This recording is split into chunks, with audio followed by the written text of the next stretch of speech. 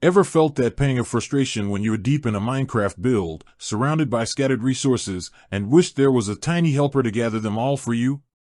Imagine a little winged sprite, zipping around, collecting those precious cobblestone blocks, stray seeds, or fallen tools. Well, that's essentially what the Allay offers, a charming and incredibly useful mob introduced to the world of Minecraft. But the burning question is, where exactly do you find these delightful creatures?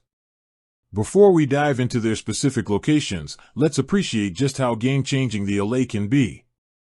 Think about those massive mining expeditions where your inventory fills up faster than you can say diamond pickaxe. Or those sprawling farms where stray crops always seem to roll underfoot.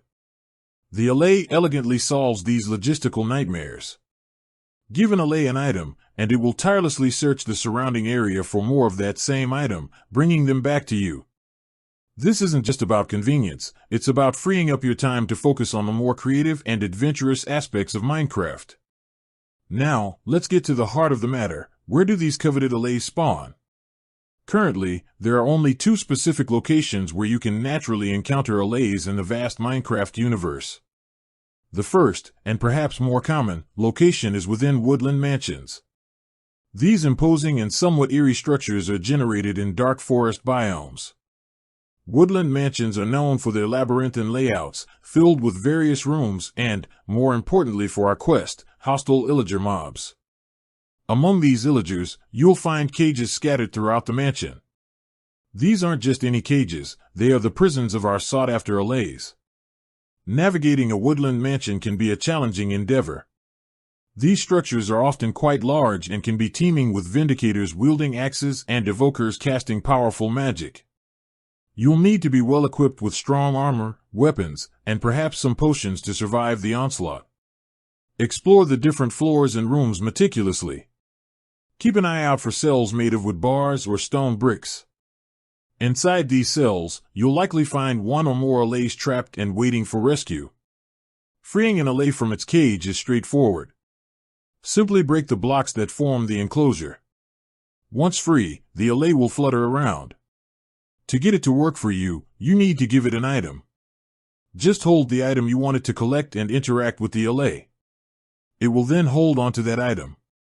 From that point onward, the Allay will search for loose instances of that specific item within a certain radius and bring them back to you. It's important to note that an Allay will follow the last player who gave it an item. The second location where you can find Allays is within pillager outposts. These are smaller, more frequent structures compared to woodland mansions and can be found in various biomes. Pillager outposts are typically populated by pillagers and sometimes vindicators. At the top of the central tower of a pillager outpost, you might find a cage similar to those in woodland mansions, containing 1 or 2 Allays. While pillager outposts are less daunting than woodland mansions in terms of size and the number of hostile mobs, you still need to be cautious. Pillagers can be dangerous, especially in groups, and their crossbows can deal significant damage. Approach the outpost strategically, taking out the pillagers before attempting to free any Allays.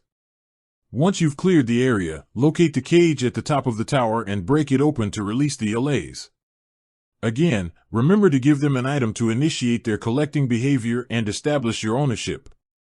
Now, it's crucial to understand that Allays do not naturally spawn anywhere else in the Minecraft world.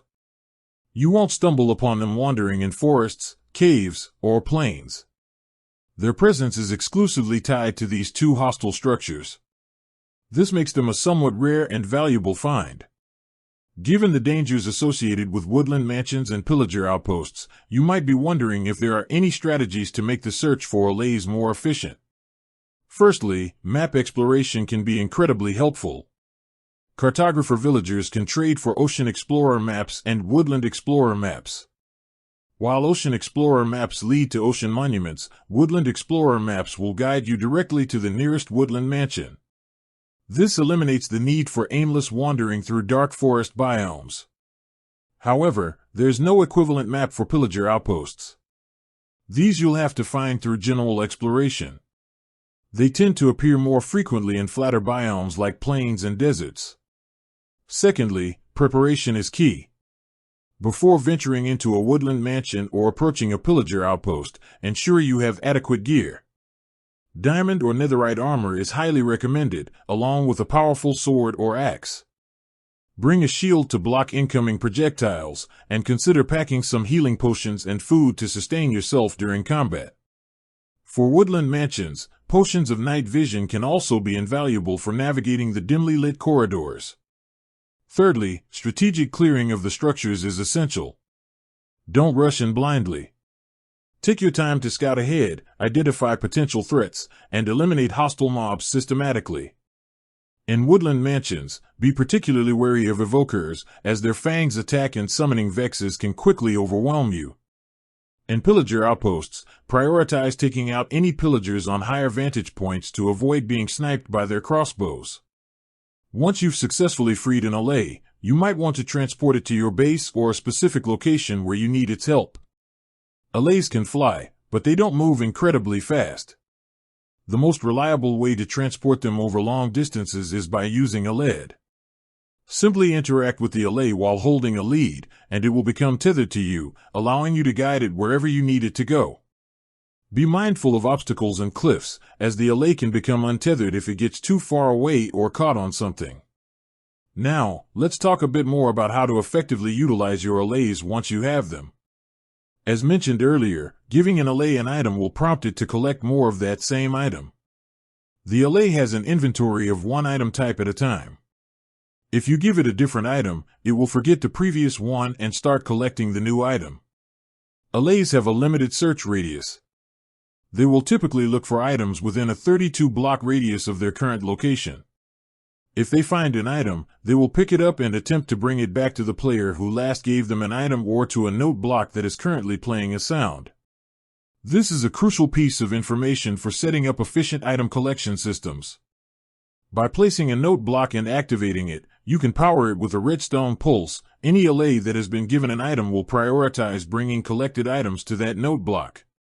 This allows you to create centralized collection points for various resources. For example, you could have one Allay collecting dropped cobblestone from your mining operations and bringing it to a note block near your base, while another Allay gathers stray wheat from your farm and deposits it at a different note block. With that said, thanks for watching, and until next time.